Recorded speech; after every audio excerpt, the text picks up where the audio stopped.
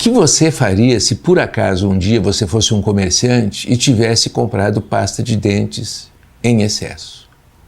Foi rigorosamente isso que aconteceu há décadas atrás, numa cidade de Minas Gerais, com um empresário chamado Alair Martins, né?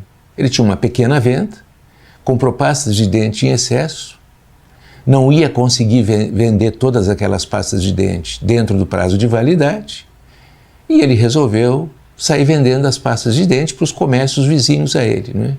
E começou vendendo nos comércios que estavam na própria cidade dele, não foi suficiente, foi para as cidades seguintes e não parou nunca mais de fazer isso, saiu vendendo pelo Brasil inteiro, né?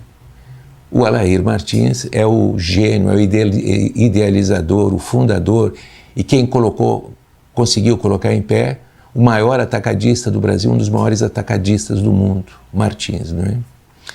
Se ele tivesse parado para pensar, se ele tivesse considerado as características do nosso país, ele jamais se meteria a fazer isso. Mas como ele não parou para pensar, como ele foi fazendo, quando ele se deu conta, ele tinha construído uma organização absurda, improvável, extraordinária, que muitos julgariam impossível, né? E aí a gente lembra daquela frase do Jean Cocteau, né?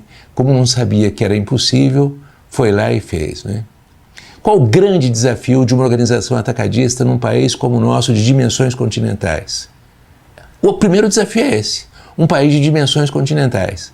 Mas pior do que as dimensões continentais, o desafio maior que as dimensões continentais é a maluquice do ponto de vista de justiça e de legislação que é este país, não é?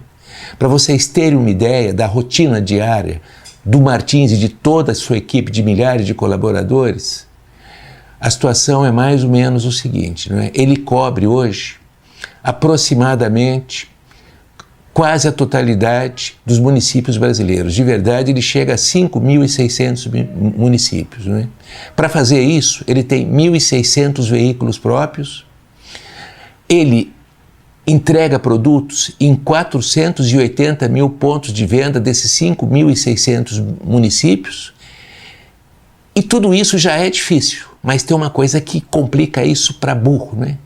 Que é a legislação tributária dos municípios, dos estados e do país. Por causa disso, e considerando as características de mercado e poder aquisitivo, um único produto que o Martins vende e entrega tem 240 preços diferentes, né? E ele não entrega caixas fechadas, ele recebe caixas fechadas da indústria, ele abre essas caixas normalmente vêm, apenas a título de exemplo, com 24 produtos, e ele entrega uma dúzia num lugar, entrega 12 em outro lugar, 6 em outro lugar, e entrega 3 em outro lugar, e em alguns lugares entrega 2 e eventualmente 1.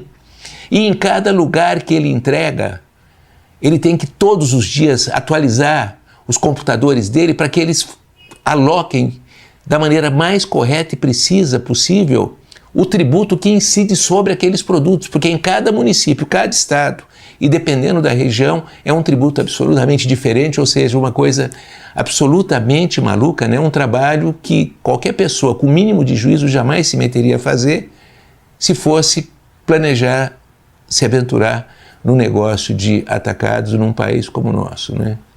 É uma felicidade, uma honra e uma referência ter no Brasil um empresário como o Alair Martins. Mas que ele tem uma componente de loucura, ele tem. A gente só não pode dizer que ele é meio maluco porque ele foi fazendo isso naturalmente. E quando ele se deu conta, ele tinha construído essa obra extraordinária.